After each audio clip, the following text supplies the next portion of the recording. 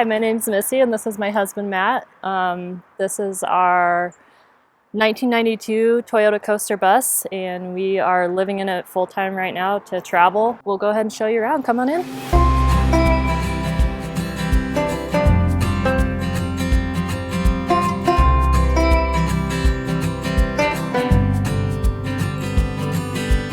This is our entryway.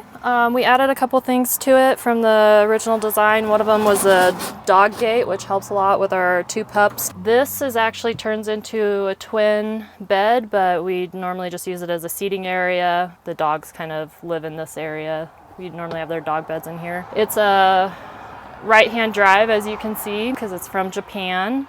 It took us a little while to get used to driving it, but not too long. Then as you can see, we have the Jackery power unit, and that's what we use for charging all of our devices right now. We don't have solar. If we do plug in, we do have a UPS unit in there. We can plug into shore power and then use a couple of these outlets to charge and stuff. Under here is the engine. It's the 1HDT 80 series. They have those in the Land Cruisers. They're supposed to be a really great engine. Here in the entryway, we did add a few things such as the hook system for coats and hats, and then the sunglasses thing.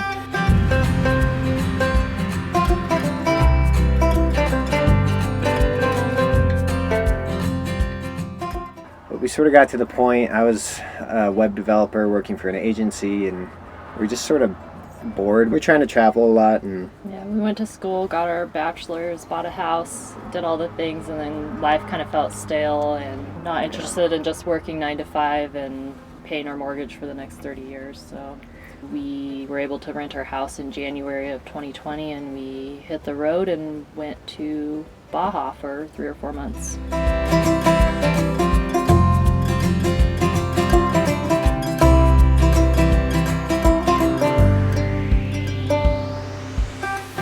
all right, this is the back of the bus. This is our lounge area, also known as the billiard room. It's also our bed. So this entire piece here comes off, drops down here, and then these side cushions come there, and the table pops right up. We have these little totes for our clothes. So Missy has this side, I have this side. Then some little cubbies. Missy's a woodworker, so she made these little extra storage containers. When we go to completely renovate, we'll probably gut everything and rebuild custom cabinets. Yeah, I'll show you this original light from the good folks at Toyota. We like that one a lot. So most of what you see is original 92. But yeah, typically we like to make the lounge area or unmake the bed during the day, so we can go back here. I can work, use this as my office. We can eat lunch back here. It's also nice because we have a lot of transportation, so we have a lot of friends with like schoolies and whatnot, and those are great, but they tend to not have a bunch of passenger seats, so we like that feature a lot. Okay, moving into the kitchen area. This is a 24-volt system, and it just runs off of the car batteries, so we don't really use the pump for the sink, and right now we're just using like 6-gallon water bottles. Manually pouring everything. It is nice to have a sink and a gray water tank that's already installed. And we use a jet boil base camp system for our stove right now, which is nice because we can cook indoors or outdoors. It does have a fan here for cooking. Nice lights over the top. This is just storage for coffee and cups and bowls and stuff, and then down here we have some canned goods and more pots and pans. Over here is sort of our pantry, cooler, dog food, and additional storage. He has his guitar in here, and this area we did redo a little bit. Originally there was a refrigerator unit right here, so we kind of bumped this up, switched the doors from the bottom so I could fit a composting toilet in there that we built out. And then this cabinet was actually full. It had a VCR and an old 90s TV and radio, so the whole thing was filled with that. So we took all of that out for more storage and cleaned up all the electrical in it.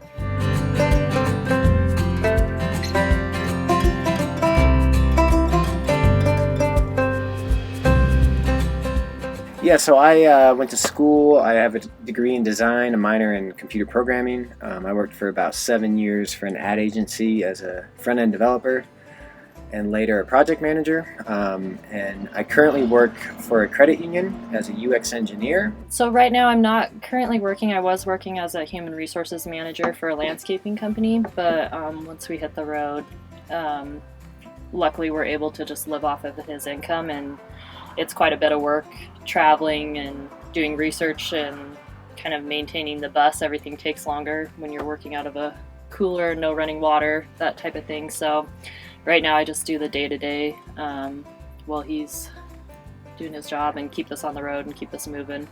She keeps the operation moving, and I just sit at my laptop.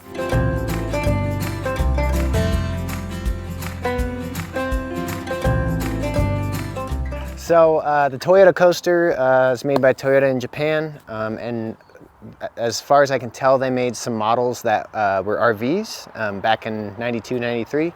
This was one of them. It was called the Camping Saloon. I always imagine a bunch of Japanese executives sitting around a table and they pulled a bunch of American words, and camping and saloon were the two highest, so they just mashed them together and went with that. But yeah, you find coasters all over Japan and Australia, but very few in the States. Recently we got a bike rack donated to us from our good friends Roman Rivers. Thanks guys. And I put my old crummy bikes on it, hopefully upgraded soon. We also have this trunk here. We can pop that open, and it's hard to see, but you can get quite a bit in there. We have jumper cables, tools, max tracks, and that storage goes underneath the bed.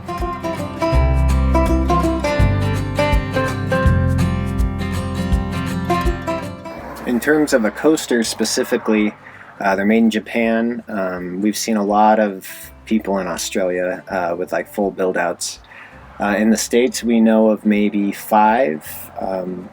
Two of those were coasters we sold by referral.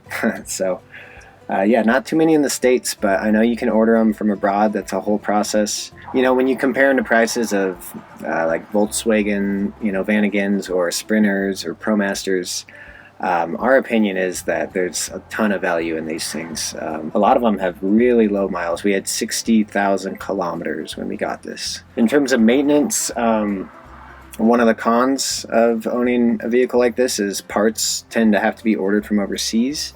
Good thing is we found some resources and we can pretty much find any part we want. Another thing we love about this vehicle, it has dualies in the back, and then the clearance is pretty substantial, and the wheelbase is close together, so our turning radius is phenomenal, and we take this thing down roads that we probably wouldn't take most of our vehicles down. All right, as opposed to most vehicles in the States, our steering wheel is on the right side instead of the wrong side. Dad joke for you. But no, it's super fun to drive. It's really responsive, a lot of power. We get pretty good gas mileage. We bought it in Seattle and we drove it across the state.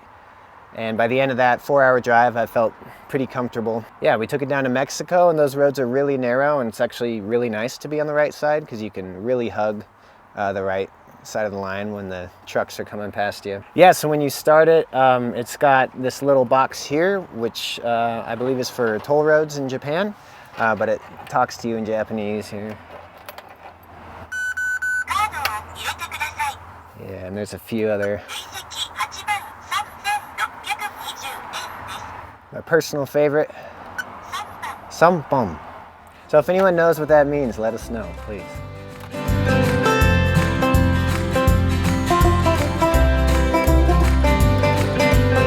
I think the impression a lot of times is there's all this fancy gear you have to have, and you know, you look at Instagram a lot of times and you see these fancy buses that look like a hotel room or something, but the reality is, like, you can just take the back seat out of your 4-door like sedan and start living on the road.